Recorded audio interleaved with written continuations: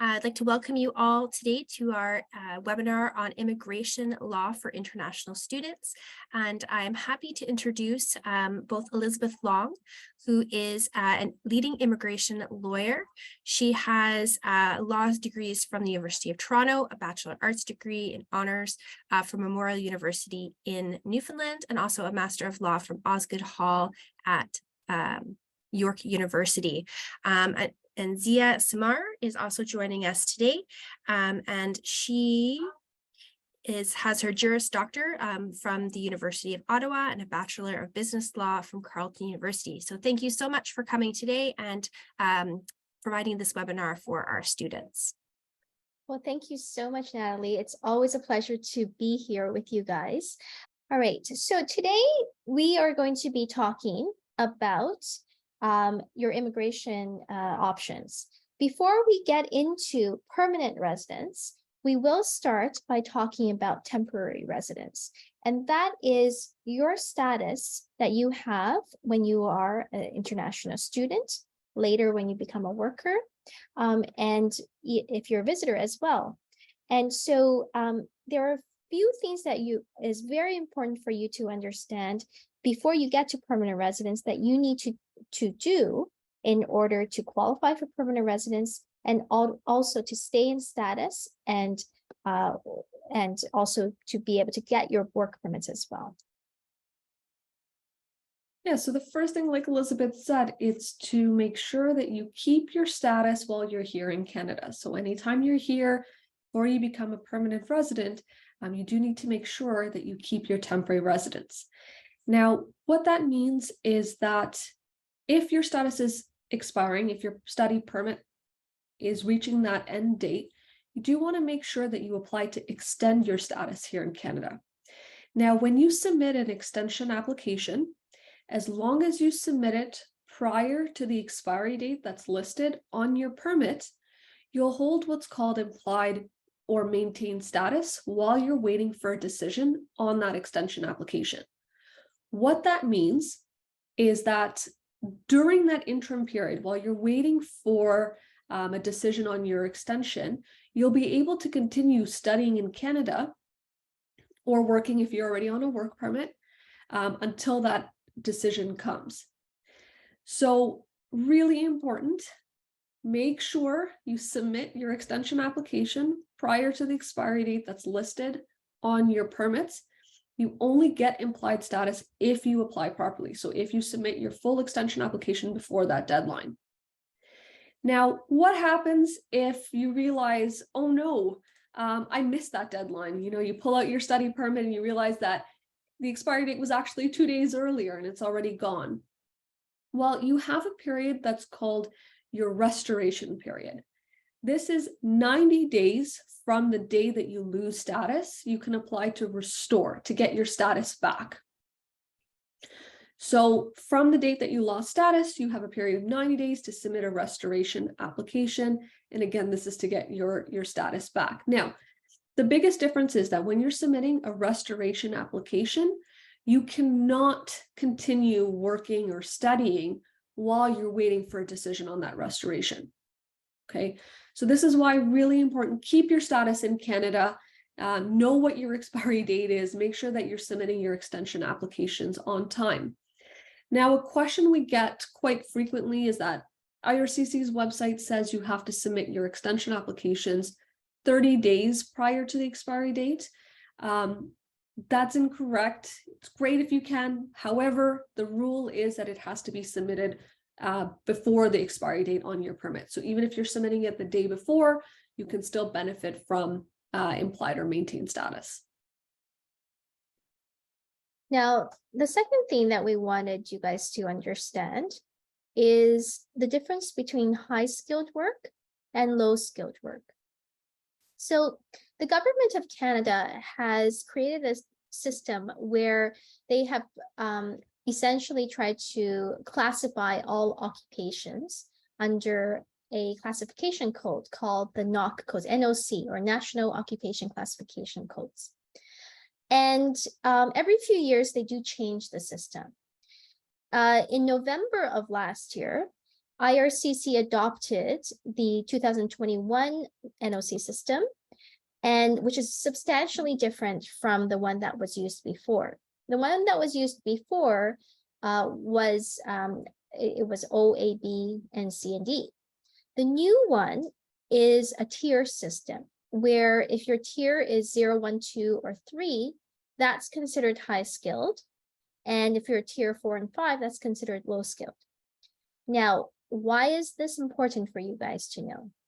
It's important because when we later talk about permanent residence, you will see that most permanent residence applications look at high skilled work only and not low skilled. So when you are working, when you're looking for jobs, when you want to determine, whether or not you can qualify, it's very important to know whether or not the job that you've done or you will do is high skilled or low skilled. And like I said, there has been some changes from the previous system prior to November of last year. Some occupations that were previously considered low skilled now are high skilled. Truck drivers, nurses, aides at institutions, not at people's homes, dental assistants, etc. Okay, and some occupations that were previously considered high skilled are now low skilled. Okay, so oftentimes you think, oh, you know what, my friend did it this way, it should work for me as well. I'm in the same sort of situation as them. Do not ever assume that. Okay, everyone is different, and the ways and the laws change all of the time, and so you do have to know what is right for yourself.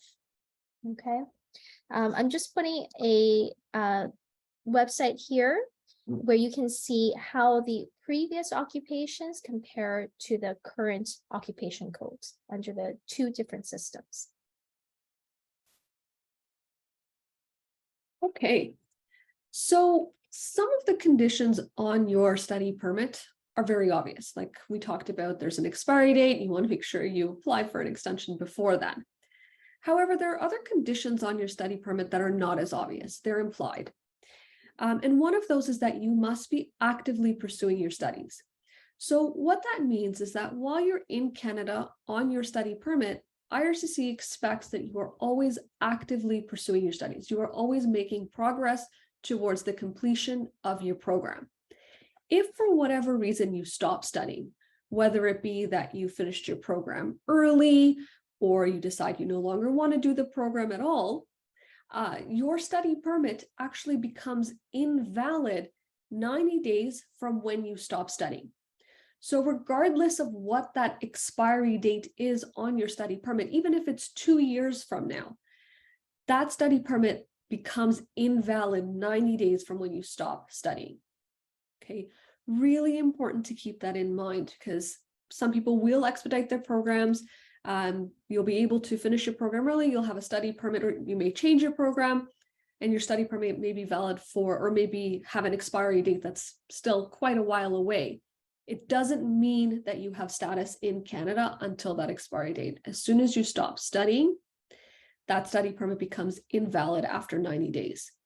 Now, there are exceptions to this. The first is if you're on a regularly scheduled break. What that means is a break that is part of the academic calendar for your program at your school. So it's specific to the program that you're studying in. There isn't one general academic calendar that IRCC uses. They defer back to the school and back to the program to determine what is a scheduled break. So if your program, for example, if you're doing a 4-year program that has two semesters of classes and 1 summer semester off, then that summer semester would be considered a regularly scheduled break.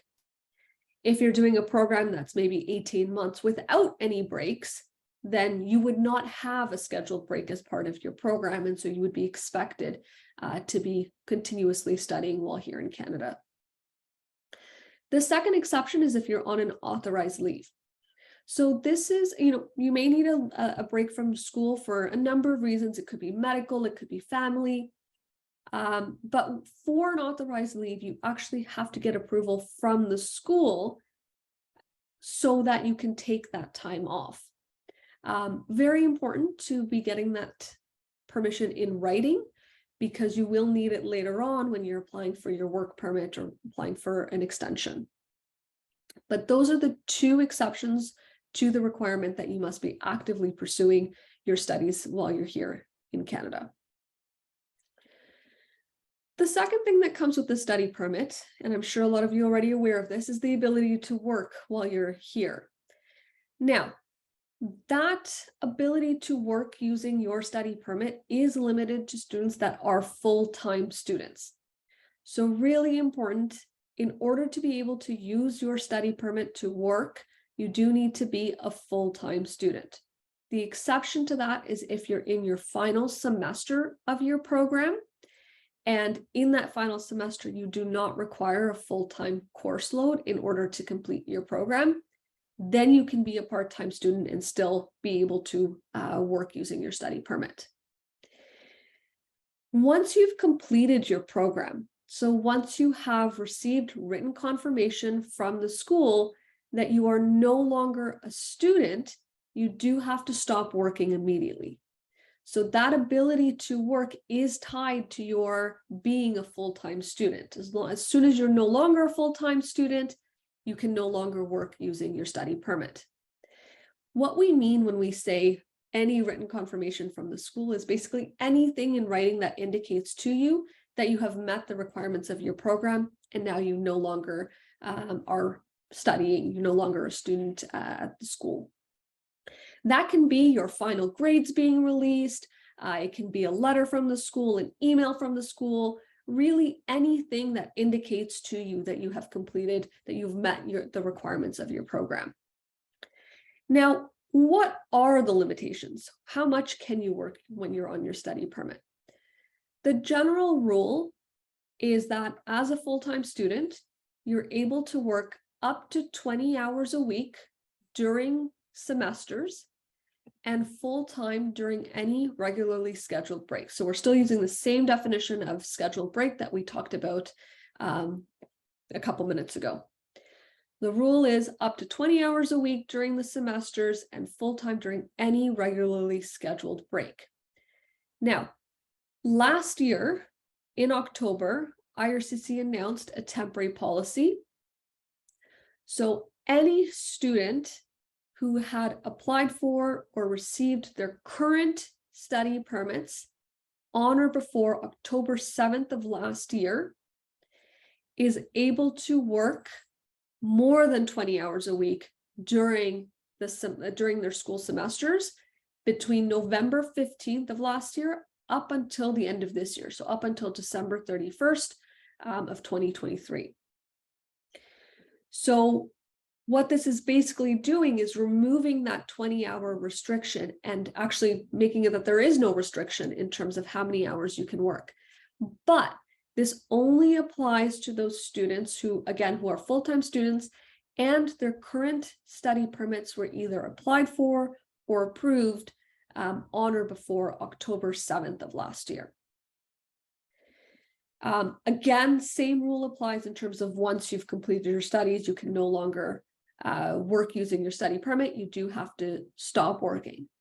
Now, for those of you who are finishing one program, starting another program of study, you can work in between your programs. It's treated like a scheduled break, so you can work full-time. As long as you've been already accepted into that second program of study and the break between the two programs is less than 150 days. Okay, that means that while you're waiting for your second program to study, you are able to work full-time during that period. So Zia, maybe we should just run through some scenarios so people can understand it. Okay, let's say I have a study permit, okay, and I am still undergoing my studies. Let's say I had applied for my study permit before October of last year. Okay, I didn't get my study permit until January of this year. Okay. but I applied for or I didn't get it until December of last year, but I had applied before October 7th. And my study permit is only good until April of this year because my passport expired early. Okay. So first of all, right now, my study permit is still valid until April 30th. So can I work right now? I'm a full-time student. Yes, as long as you're a full-time student, you can work and you can work full-time. Full-time. Okay. Now what happens if I file an extension before April 30th? Let's say I file an extension April 27th for my study permit. Can I work? Yeah, so first of all, great to hear that you filed your study permit extension on time. You can work, but you're restricted. So you can only work up to the 20 hours a week after April 30th. So from the 27th to the 30th, you could still follow the temporary policy, which allows you to work full time. 30th and after, you will be limited to the 20 hours a week.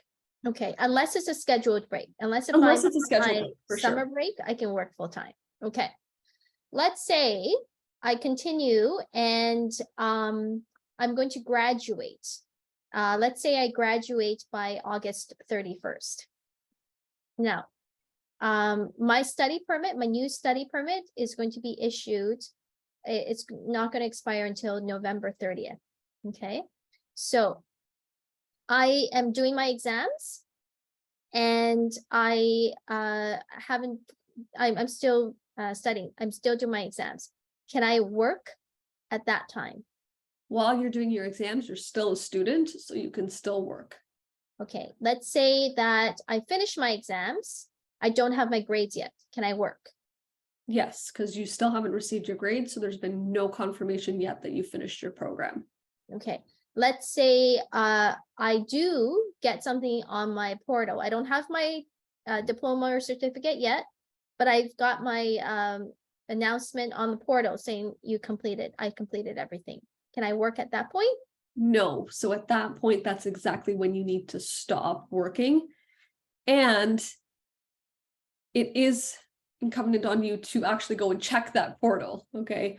So you have to, as long as it's been released from that point in time, you do need to stop working.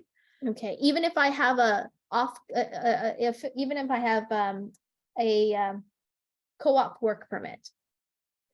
Yeah, so the co-op work permit, that is basically only permitting you to work in positions that are for the completion of your program, that are integral to your program. Once you've finished your actual co-op, you can't use that work permit to do other jobs. Okay. And so I have to stop working. And then if I file my postgrad work permit, then can I work?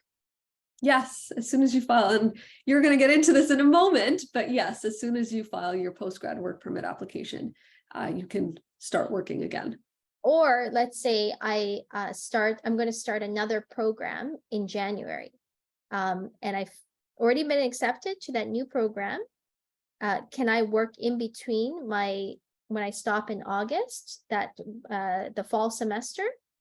Yeah, because it's less than 100. So you've completed your program in August. That's when you received your final grades. You're starting your next program in January. Because that gap is less than 150 days, you'd be fine to work during that period.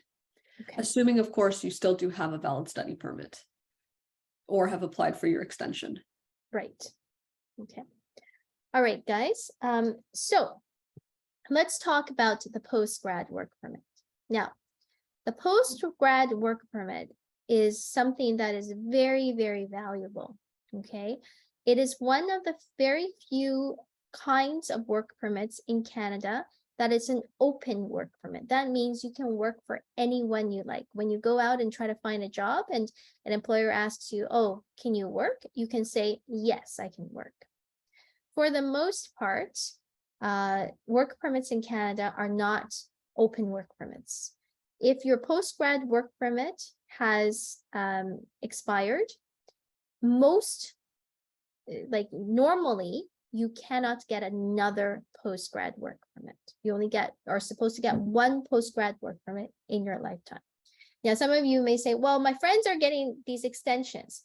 That's an exception to the rule. It's a response to the fact that the government kind of screwed up a little bit with regard to express entry in the last couple of years. And a lot of people were left in situations where they couldn't get their permanent residence because of the government screw up. And so the government has had special exemptions for this year and last year in 2021 to extend the postgrad work permits.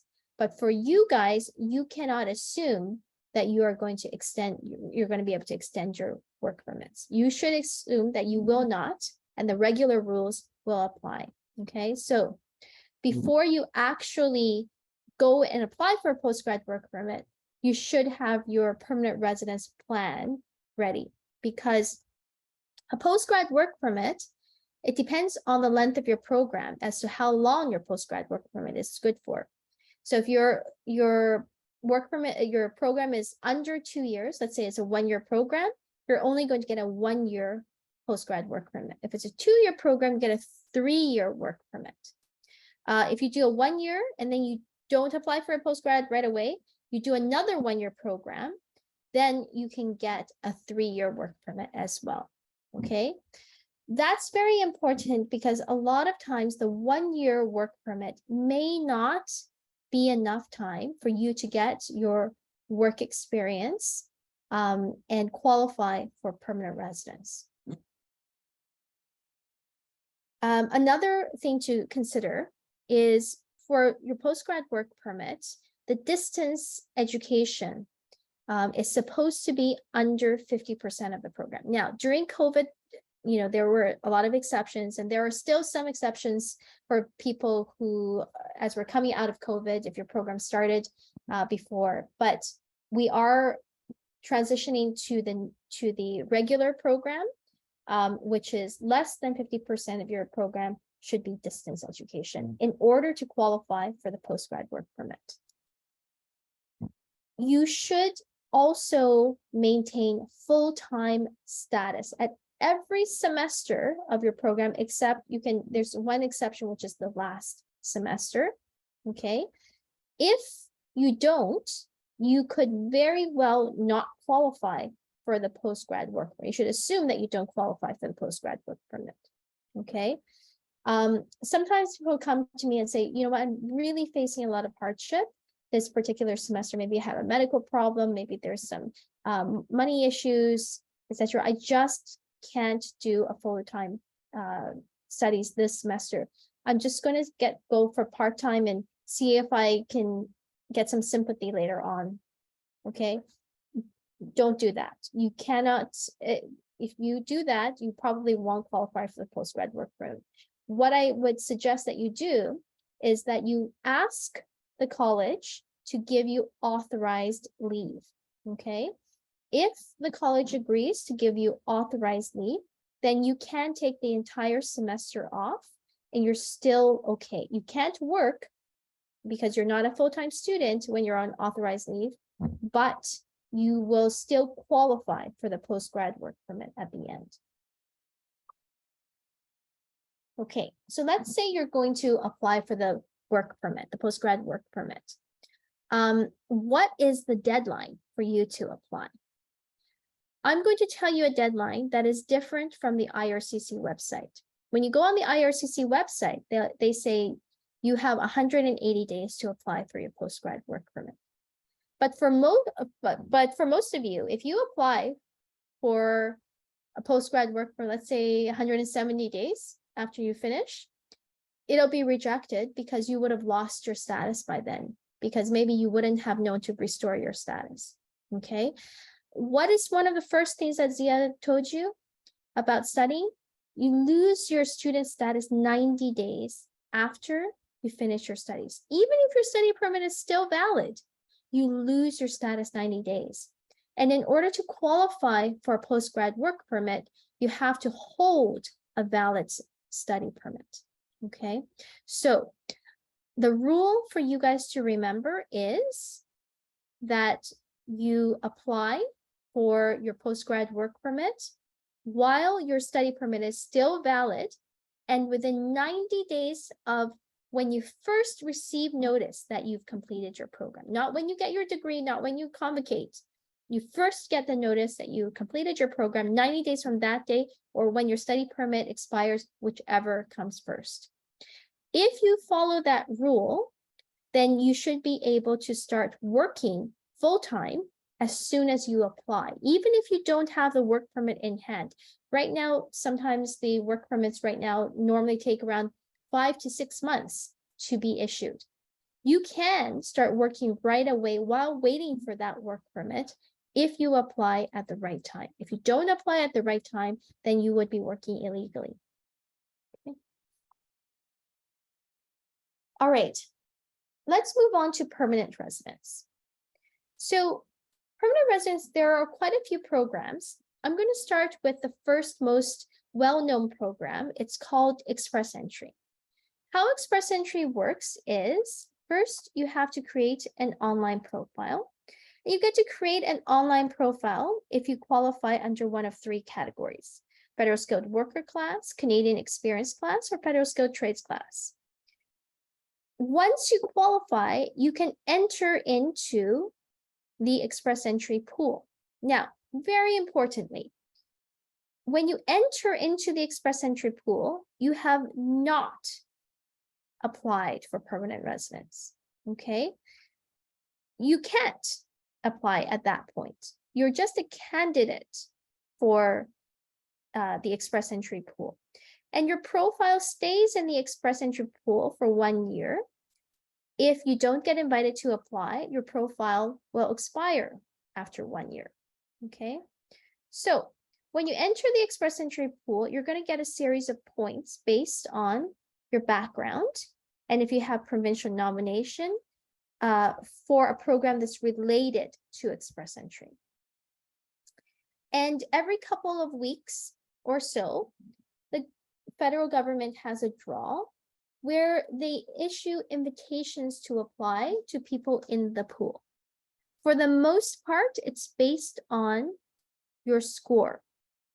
Sometimes, though, they do base it on your background, like which category you entered, and or if you have provincial nomination. But for the most part, it's based on your score. Okay, so let's look at this a little bit more deeply. How do you first enter the pool? How do you first qualify? So many of you may already qualify to get into the pool under the system called the Federal Skilled Worker class. The you need to have at least 1 year of work experience, but the work experience for this class is very different from the second one that I'll explain in a short period of time, called the Canadian Experience class. The work experience for the Federal Skilled Worker class is 1 year of high-skilled work experience in one occupation that is continuous, and it has to be full-time. Okay, so 1 year of high-skilled work experience in one occupation that is continuous, no ends, and that is full-time. If you have that, you can be self-employed. You can gain that work experience while you're working, while you're studying. You don't have, this work experience does not have to be in Canada. But if you have that work experience, you'll also be assessed on the rest of your skills, and see if you meet the minimum score, and you need to have some financial savings. Okay, so many people can get into the Express Entry pool even if they've never come into Canada before, even if they never worked in Canada before. Just because you get into the pool doesn't mean you'll be able to get invited to get out of the pool, okay? We're just talking first about getting into the pool. The second one that is very important is called the Canadian Experience class. Now, the work experience for the Canadian Experience class is very different from the Federal Skilled Worker class. The work experience for the Canadian Experience class is 1 year of high-skilled work experience in the last 3 years of application. That's full-time, which is at least 30 hours a week. And that has been gained when you are employed by a Canadian employer in Canada, okay? So you can't be self-employed. You can't have, been able to control your company that you're employed in, okay? And it has to be after when you are not a full-time student, the work experience, okay? Now this work experience is the same kind of work experience that will give you points for Canadian work experience, okay? 1 year of high-skilled work experience in the last 3 years, that is high-skilled, where you're employed in Canada and when you're not a full-time student. Now, notice that this work experience, you can work in different occupations as long as it's high-skilled, and you can add up your hours. So if you're part-time in one and part-time in another, you can add up your hours as well, okay? The skilled trades, I'm not going to get into too much of it. Most people don't really qualify for this. You need an LMIA or trade certification to qualify. All right, now that's for you to get into the pool. What factors makes your score go up so that you can get an invitation to apply? The first category is age. When you start turning 30, your age points decrease 5 or 6 points in your 30s. By the time you reach your 40s is -10, -11 every year you get older. By the time you're 45, the good news is that you don't have to worry about age anymore. The bad news is that you get a big fat 0 for age. Now, compared to someone in their 20s who have 110 points, that can be a big disadvantage. So the moral of the story is there's not a lot you can do about age except apply earlier when you're younger. Education, if you have 2 programs, you've completed 2 programs. One should be a 3-year program or more, and the other second program can be, any other programs at a college or university. That will make your points jump. Language points, if you don't have Canadian work experience, then we're really looking at very high English or French levels at the CLB 9s. So for example, in the IELTS, it would be 7 in reading, writing, and speaking, 8 in listening, okay? If you do have Canadian work experience, that could be a little bit lower, but we're still looking at pretty high language points in order to meet the scores that are getting the invitations to apply. The work experience, the Canadian work experience, is the same kind of work experience that I explained in the Canadian experience class. It's just that we count all the work experience in the last 10 years at the time of application. Foreign work experience, if you have high-skilled work experience outside of Canada, that can also get some points. Your spouse, so when we're talking about spouses, we're talking about not only someone you're married to, but also someone who you're common law with, okay? So when you're in a common law relationship, according to immigration rules, you've been living with that person for at least 1 year, only 1 year, okay? And you will become common law. Now, it's very important to note that anniversary because whenever you're going to answer a form, even if you don't need that person to get permanent residence together with you, you still have to declare that person as your common law partner. Otherwise, it's considered misrepresentation, which is very serious, okay?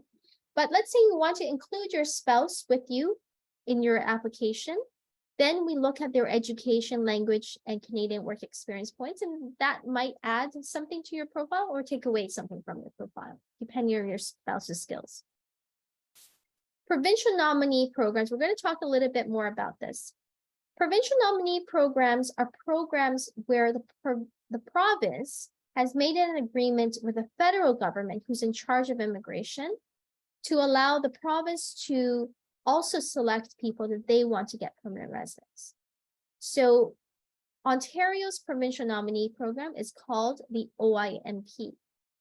And we have two kinds of PNP. We have many different categories, but we have categories that allow you to apply separately from Express Entry, which Zia is going to talk about.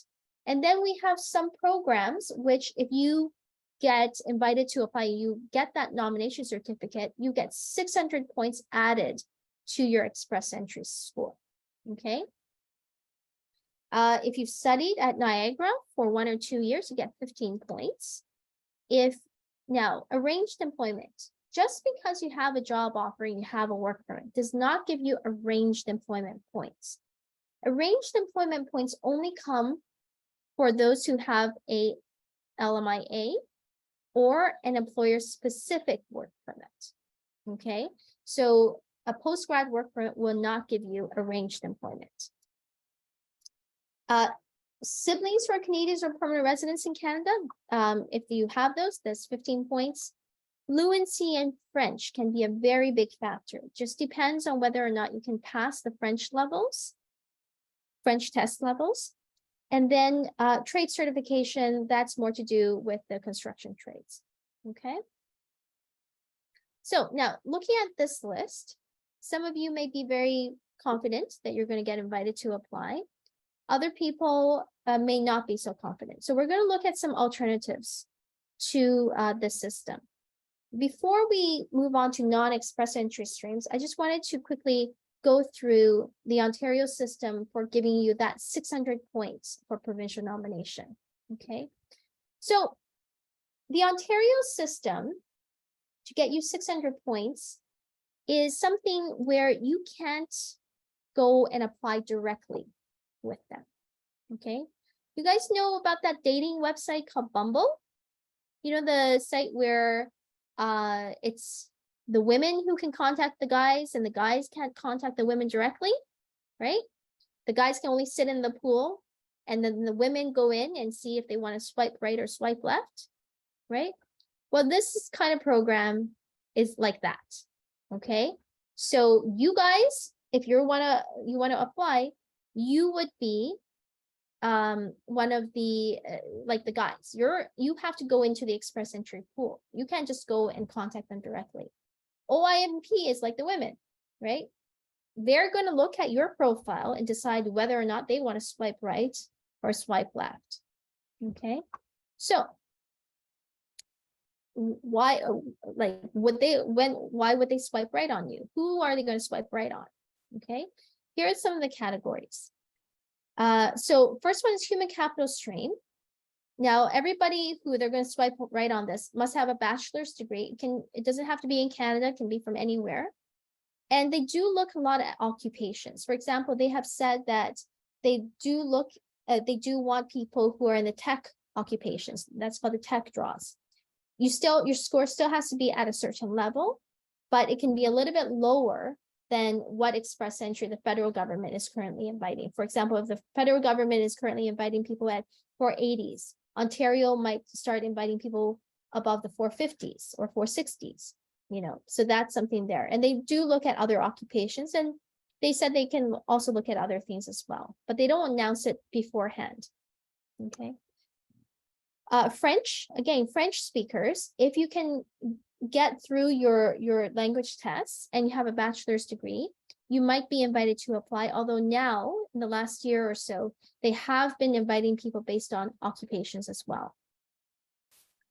And the third one is the skilled trades. So if you have a work permit and it doesn't matter what you studied, but let's say you worked in one of the construction trades in Ontario for 1 year in the last 2 years, okay?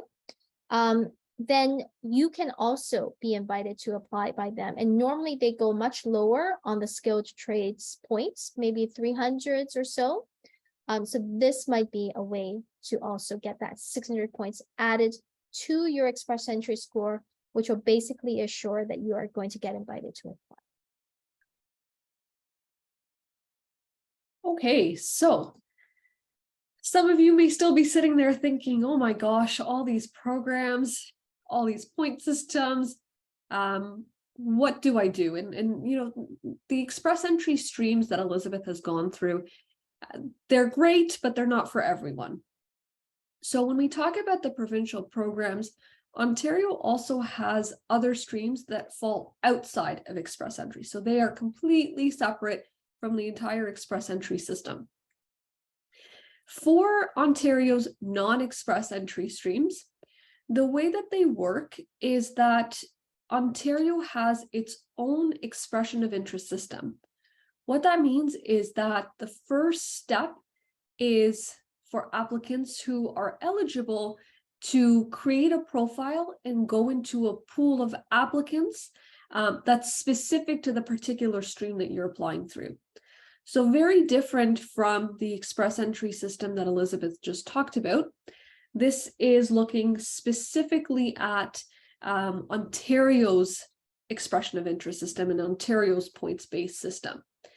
Now, the way that Ontario allocates points is very different than the way that IRCC does. So Ontario has a full set of points that they're looking at, so different factors that they're looking at, but which criteria apply to you depends on the stream and the category that you're applying through. So the total number of points, the specific criteria or factors that Ontario is using does depend on the particular stream that you're qualified through. One of the biggest things, though, is that Ontario does not look at age.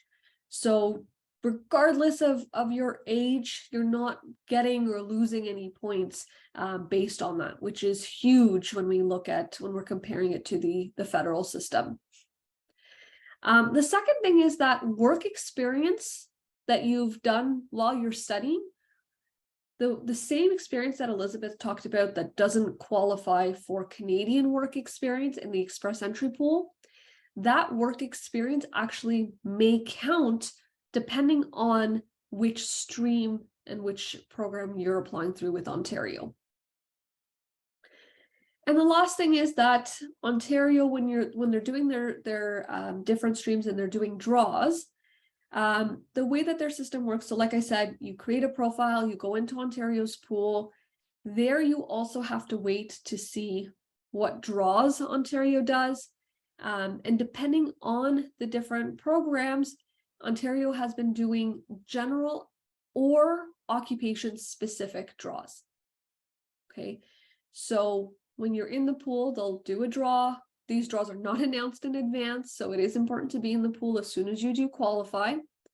And when they're doing these draws, they are looking at both your score, and if it is an occupation-specific draw, then they're also looking at specific, they've selected occupations that they're drawing for that particular draw. Like I said, draws are not announced in advance, but they do happen periodically over the year. So if you do qualify, get into the pool as soon as you can, because you don't know when exactly that draw is going to happen. And that might be the one general draw for quite a while. So it is important to be there as soon as you can. Okay, let's talk about some of the different streams that Ontario has. When we're looking at the non-express entry streams, there are 3 that fall under the employer-based categories. Now, anytime we're talking about the employer-based streams, there are requirements on the employer, so the company that's supporting your application, on the position that you're being offered, and on you as the applicant. Okay, so 3 different sets of criteria that you have to think about. In terms of the employer requirements, the business that is supporting you does have to have been in operation for at least 3 years. And there are both income requirements and requirements in terms of the number of employees, depending on where that employer is located. So for employers that are outside of the Greater Toronto Area, they only have to show a gross income of at least $500,000 in their past fiscal year. And at the time of your application, they need to have at least 3 full-time employees that are either Canadian citizens or permanent residents. Now, if you decide to work for an employer that's inside of the Greater Toronto Area, those numbers increase. The employer has to be able to show at least $1 million in their past fiscal year as gross income, and they need to have at least 5 full-time employees that are citizens or permanent residents. In terms of the job offer, it does have to be both a full-time job offer and a permanent position. What that means is that there can't be any end date. It does need to be a role that's indeterminate. So there's no end date that's listed in your contract. Okay, let's take a look at the different streams. So the first stream I want to look at is the international student stream. Again, this falls under the employer-based categories, but the specific one is the international student stream.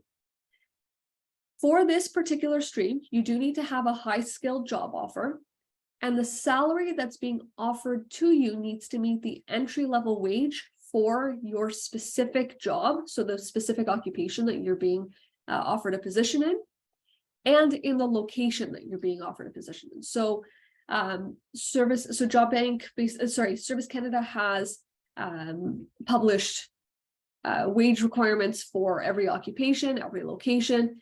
Would be important to go back and take a look at that to make sure that you meet the entry-level wage. With the international student stream, you do have to apply within 2 years of your graduation date for an eligible program. Now, when we're talking about eligible programs, either you've completed a 2-year diploma degree program, or you've done a 1-year postgraduate program that requires a degree as a prerequisite in order to be eligible for that postgraduate program that you've completed. Really important to check that the program that you're studying in is eligible if you're thinking about applying through the international student stream. What we don't see here in terms of requirements is any work experience requirements. So what this means is that as soon as you finish your program of study, your eligible program of study, and you have that full-time permanent job offer, you would be eligible to start applying through the international student stream. You don't have to wait until you have any particular amount of work experience. The second program I want to look at is the skilled worker program. Now, again, for this program, you do need to have a high-skilled job offer, and the wage requirements has to meet the prevailing or the median wage. So with the international student stream, we said the entry-level wage. With the skilled worker stream, it's the median wage.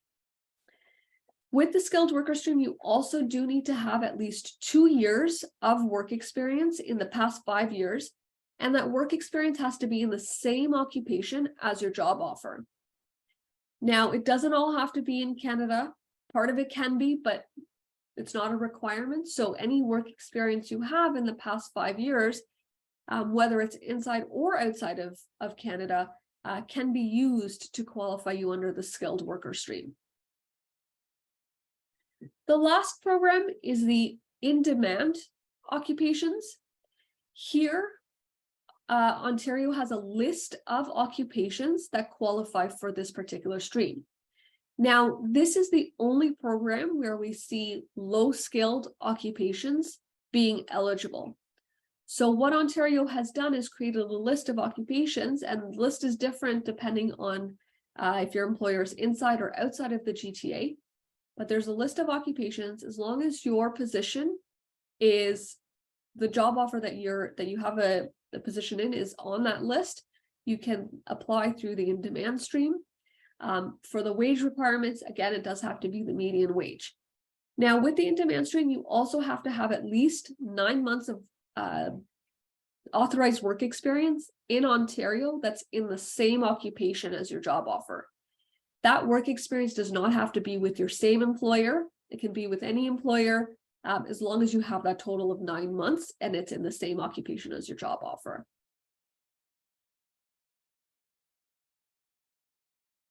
All right, so one more program that we'd like to offer you is the caregiver program. Now, this is a program where the person, so it could be you, it could be your spouse, perhaps they have an open work permit. You have to have 1 year of full-time work experience in Canada where you're caring for children, elderly person, or disabled person in their home. And you can't be employed by an agency. You have to be employed by the person or their family. Okay. And if you do so and you have your 1-year post-secondary education, you meet the English, you guys shouldn't have any trouble meeting that. You can apply for permanent residence under this program. So this is something that you might think about doing as well. Okay.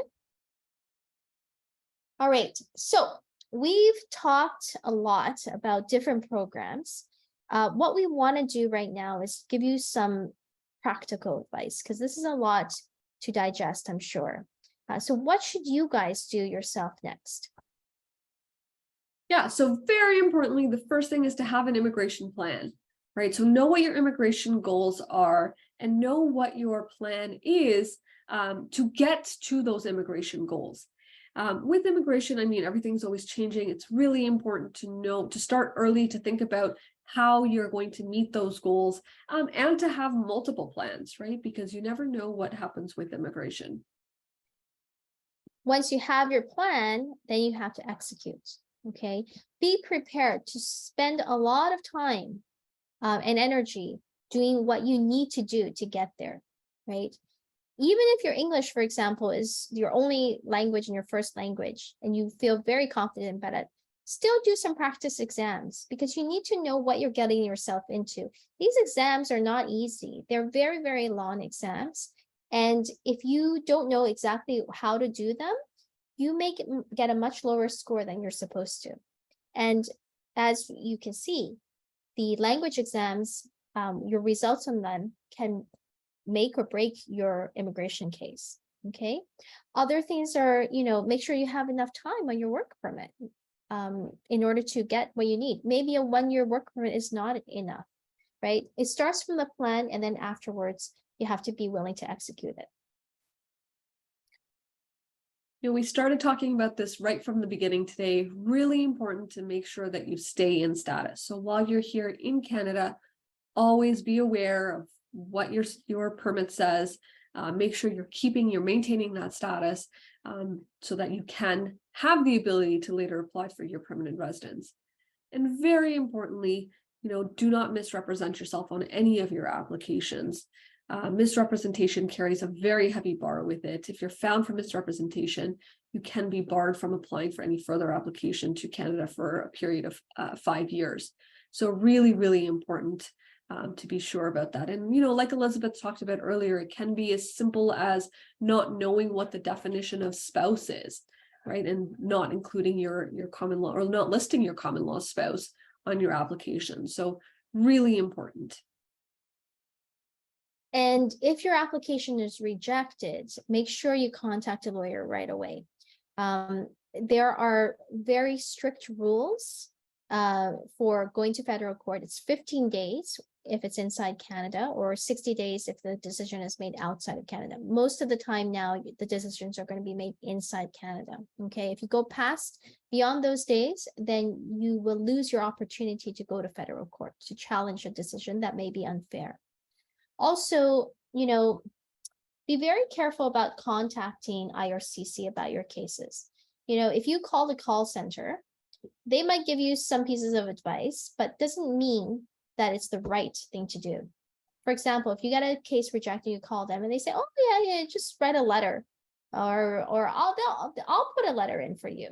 Okay, that does not mean that you're going to know what to say for a reconsideration. And if you don't know what to do and something goes wrong and the officer rejects your application again, and you come to a lawyer like me and you say, "Elizabeth, here's the situation now, can you help me?" I say it might be too late for me to go to immigration at that point, because you're only allowed to have one kick at the can. You only have one reconsideration. So if at that point, after you've written to them, I were to send something to them, they would say, no, we've already reconsidered it once, we're not going to reconsider it again. And the third point is your timeline is very, very tight. If you wait, you may miss out on your opportunity to qualify for a postgrad work permit or to even restore your status. Okay, so do not wait to get proper legal advice from a lawyer, not a consultant, a lawyer, about what you can do. Hopefully you don't even get there. Hopefully you do it right from the very beginning with the lawyer. But if you get yourself into that situation, make sure you don't wait. Okay. All right, now we've come to our Q&A session. We already have 48 questions in the Q&A button. I don't know if we'll have enough time to get through everything. But okay, let's try our best and see what we can do. All right.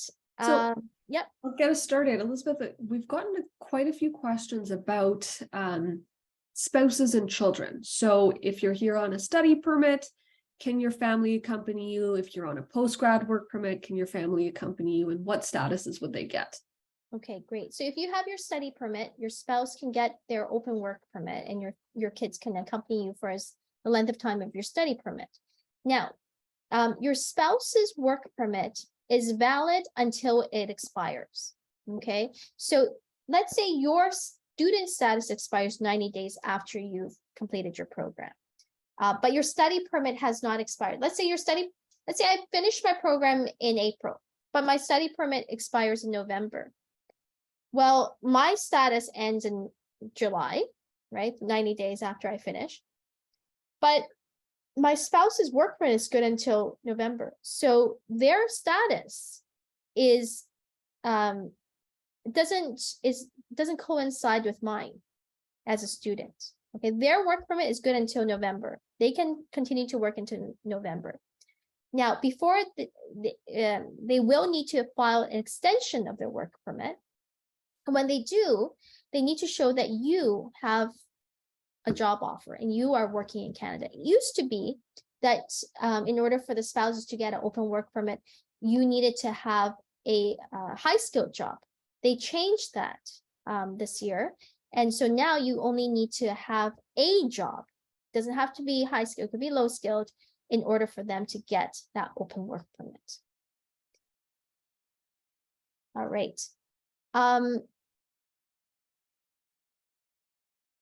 So this person has asked Sia, to be able to apply for a work permit, we need to remain the status of a full-time student, right?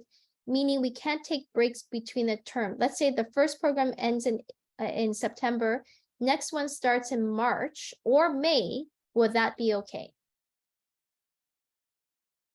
So to be eligible for the postgrad work permit, yes, one of the requirements are that you are a full-time student in every semester of your program. The only exception to that is when you're in your final semester.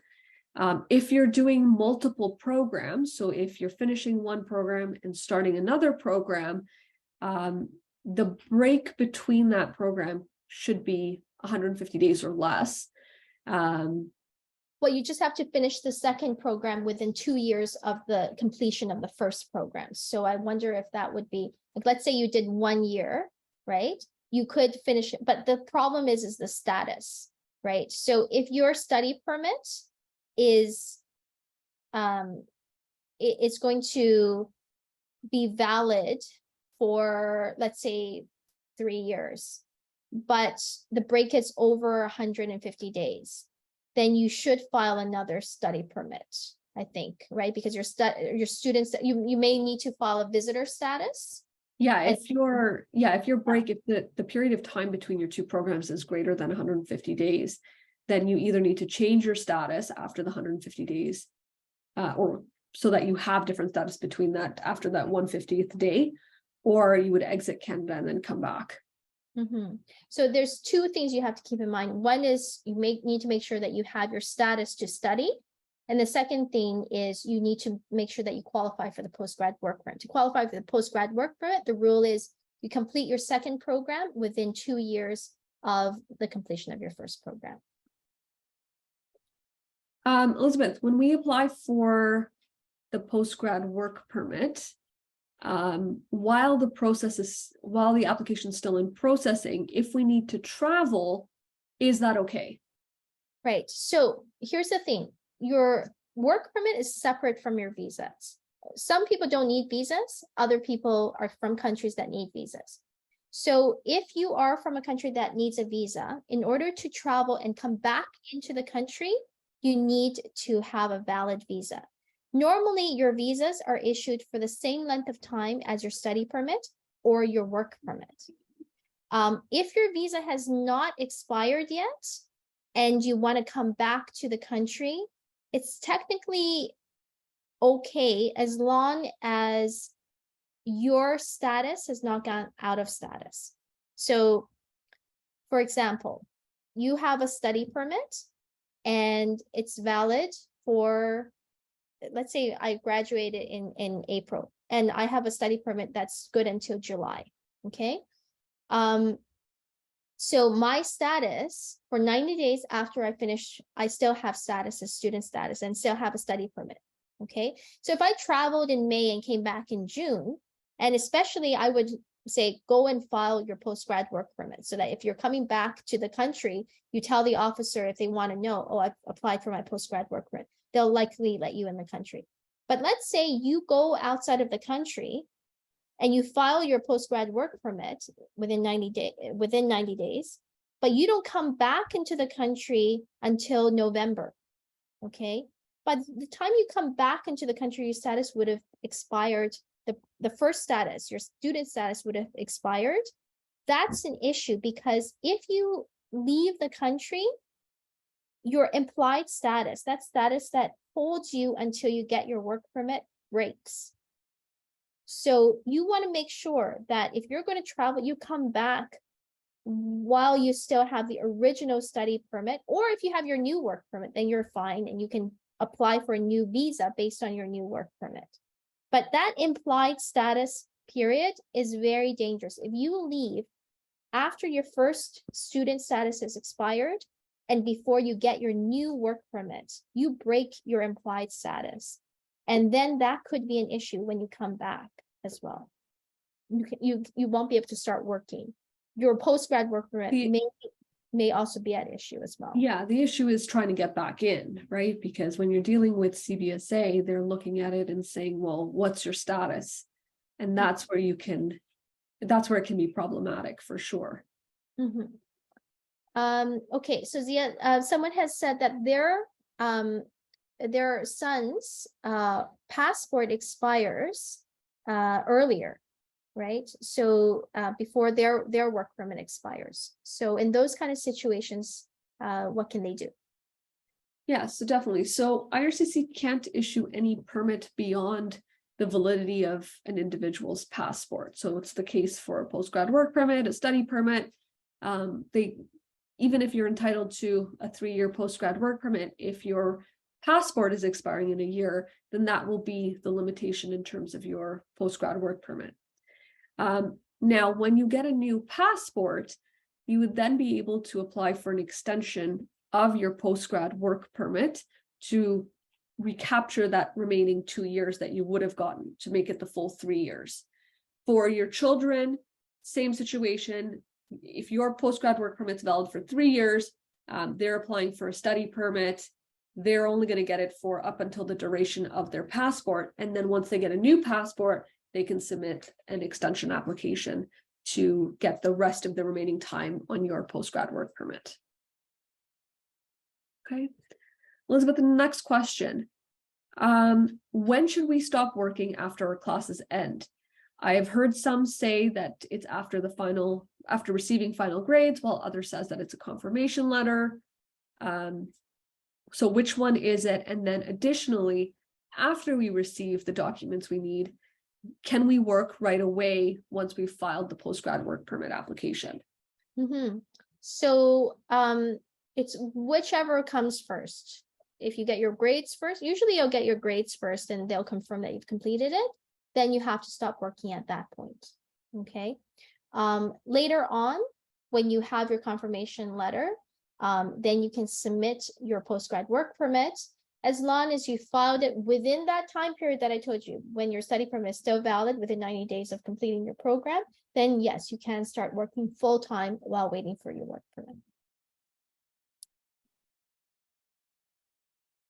So I'm not sure what this one means. Extension status is applicable to those who want to extend either as a student or I think what they're talking about is an implied status. So if you apply before your current status ends, whether it's as a temporary set, whether visitors, students, or worker, then yes, you do extend your, you have implied status until a decision is made on your case. Yeah, and what that means is that it allows you to continue with the same conditions as your original permit. So if you were here on a study permit, and you're applying for a study permit extension, it allows, like Elizabeth said, it allows you to continue studying while you're waiting for that extension decision. Okay, the next, the next question here is, how do we know what is high versus low skilled work? So you can Google the NOC, National Occupation Classification Codes, and take a look, okay, at what's on there. And then you can see whether or not, it's not just what you're called, it's really about your duties. What do you do? Okay, and if it matches mostly with what is on there, then that is likely your occupation code. Okay, so this person is already here in Canada. I'm guessing they already have their study permit, but they don't start school until May. Can they start working before they start school? No, unfortunately, they cannot, because they're not considered to be a full-time student yet. So while you're here waiting for your program to start, because you're not a full-time student, you can't work using your study permit. Elizabeth, this goes back again to being able to work on your study permit. What if you get your grades on your school portal, but haven't gotten the actual transcript or a letter of completion yet? Do we have to stop working? Yes. So you have to stop working when you first get the indication. You can start working again after you apply. But if there's a break in between that time, then yeah, you have to stop working during that time. Okay. So just to confirm, if a program length is 2 years and postgrad workers for 3 years, that yes, if your program is 2 academic years, then you should be entitled to a 3-year program. Oh, why do I keep answering my own questions? Yeah, I'm supposed to be asking you. I'm sorry. Let me ask you again. Another. Okay. So this question is, they're working full-time after applying for postgrad work permits. And they have an employer who wants to ask them what kind of status they have to work full-time. What kind of evidence should they show the employer that they are allowed full-time? Definitely. So when you submit your postgrad work permit application online, IRCC will automatically issue you a letter that basically says that you're allowed to work in Canada while you're waiting for that decision on your work permit application, in this case, your postgrad work permit application. With that being said, one of the problems that we have with this letter is that it has an arbitrary date on it. So it basically automatically puts a deadline for this ability to work that's 120 days from the submission of your work permit application.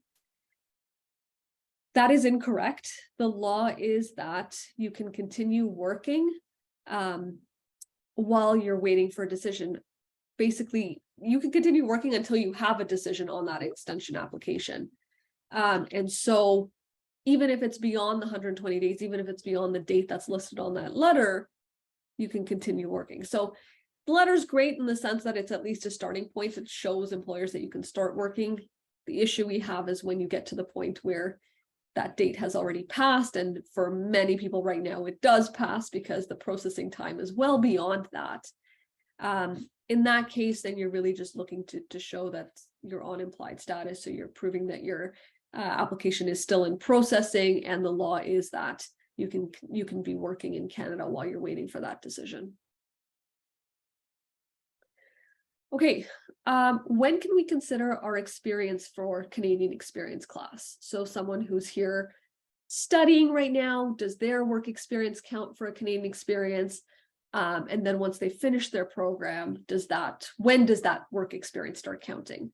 Right. So the work experience for the Canadian experience class, and also the work experience where you get points for Canadian work experience for express entry, it only starts when you are not a full-time student. So when you've completed your program and you've applied for your postgrad work permit, at that point, the work experience counts. You don't have to hold the work permit in your hand, but you must have completed it and you must have applied so that you are working legally. Then you can start counting your hours. If they have a visa until September of this year, and the one-year program finishes in August of this year, and the next program is starting from January, and the same visa extensions, I think they may have been confusing a visa with a study permit. So let's say, so the visa doesn't matter. The visa doesn't give you status in Canada. It's a study permit. So let's say their study permit expires in August of this year, and they have another program starting in January of this year. And the days in between will be more than 90 days. Will the study permit become invalid? What are they supposed to do for work during this time? Yeah, so with the study permit, the study permit is expiring in September. Their first program finishes in August, and the next program is starting in January, so they would need to apply for an extension before that first study permit expires, so that they're able to continue maintaining status in Canada and be able to start the next program. If the program, if the length of period of time between your first program, end of the first program, and start of the first program is only less than 150 days, so one semester, then you can work in between as long as you have a study permit or implied status. Okay. All right. Elizabeth, can we work multiple part-time jobs on a postgrad work permit? Yeah, you can do whatever you like. Now, whether or not that will help you to get permanent residence remains to be seen. Now, Canadian experience class, you can do different part-time work as long as they're all high-skilled. Doesn't have to be related to your program of study. It doesn't have to be, it doesn't have to be in the same occupation. Any high-skilled job can be counted towards your work experience. Are they eligible to apply for postgrad work permit even if they don't have work yet? Yeah, so the postgrad work permit doesn't require that you have a job. The only time where it is required to have a job is if you're applying for a spousal open work permit at the same time. Can I apply for the postgrad work permit and express entry or any other PR program at the same time? Yeah, so you have to understand that your work permit is different from your permanent residence. You have to have both status in order to be in Canada legally. Okay, so just because you apply for a permanent residence doesn't give you status. You have to have your work permit to have status while waiting for your permanent residence.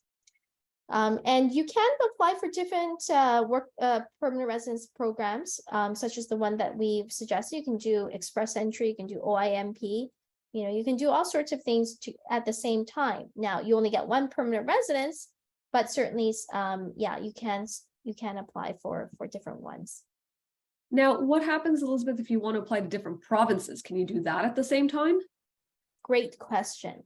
That becomes problematic if you are applying for a provincial nominee program. You are saying, I intend to stay in this province. Let's say you apply to OIMP, okay? You're saying, I intend to live in Ontario. Well, if you move outside of Ontario, then your application could very well be rejected because it shows that you don't intend to live in Ontario. If you live in Ontario, but you apply to BC, that's a problem as well. Which place do you want to live in? You can't live in two places at once, right? So no, you cannot apply for two PNPs at the same time. You can say, okay, I'm moving to BC. I don't want to live in Ontario. And then you cancel your Ontario one, and then you apply for BC. That may be possible, but you can't apply for both BC and Ontario at the same time. Okay, so this is with regard to people who are talking about extensions of their postgrad work permit for 18 months. Can you talk a little bit about that and whether or not people who have just or are graduating might be eligible for that? Yeah, definitely. So IRCC just recently announced that they are going to be launching another temporary policy, and this one is specific to postgrad work permit holders. So anyone who currently holds or held a postgrad work permit that expired between, I think it's September of 2021 to the end of this year, so December of 2023, will be eligible for up to an 18-month open work permit. So what this means is that you already need to have your postgrad work permit in order to be eligible to apply. So if you're just finishing up your program right now, and you're going to be applying for that postgrad work permit, unfortunately, you would not be eligible for this current temporary policy. Yeah. And like I said, don't assume that this policy is going to be in place for next year or the year after. Okay. The IRCC, they did some things during COVID where they kind of messed up their program a little bit and they're trying to fix the solution. That's why they're offering these temporary policies. But they're hoping that by next year it'll be fixed. And if so, they're not going to offer this option to you guys anymore. So don't just make your plans thinking that, okay, what's going to happen this year is going to happen next year. Okay, the next question is, so my program was 4 years. It took me 5 years to complete and graduate. How long will my postgrad work permit be valid for? 3 years. 3 years is the most, it's the max. Okay. Anyone And who what? does, Oh, sorry, sorry. go Go ahead. oh, I was going to say anyone who does a 2-year program or more, you get 3 years. And what happens, Elizabeth, if you do your program faster? So if you do a 2-year program or a 3-year program in 1 year. Okay, so if that's the case, and you can prove that your program is an accelerated program, that normal people take it in 2 years, but you were just super hardworking and super intelligent and you were able to do it 1 year, you have to show that normal people do it in 2 years, an accelerated program. Technically speaking, you should be able to get the 3-year work permit based on a 2-year program. But that is something that you really have to prove to the officer. So someone wants to go and take IELTS exams, but they want to take classes for IELTS exams. Can they do that while they only have a work permit and not study permit? Yeah, so in terms of when you need a study permit in Canada, any course that's under 6 months in length, you don't need a study permit for. Now, with that being said, you can't combine multiple courses together that are under 6 months each to receive a longer to complete a longer program, for example, and not get a study permit. So if you're thinking about doing an English review program that's a couple weeks in length, that should be fine. But anything longer than 6 months would be problematic. Does your work experience count even if you are a full-time student for the OINP in-demand stream? Yes, it could count for that as well. Yeah.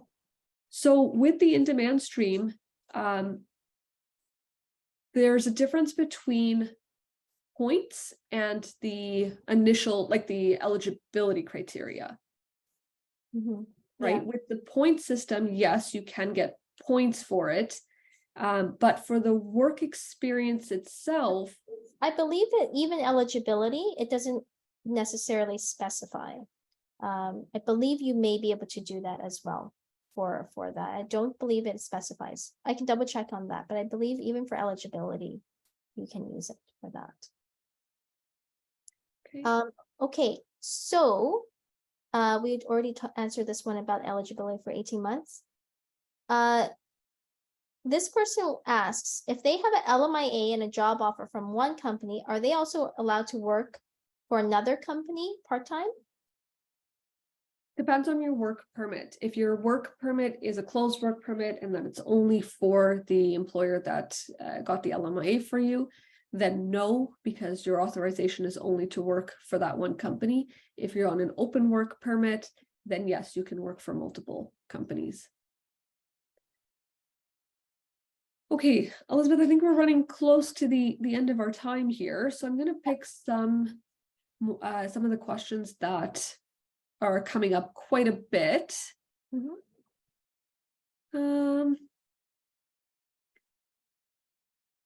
You pick one and I pick one. Okay. Okay.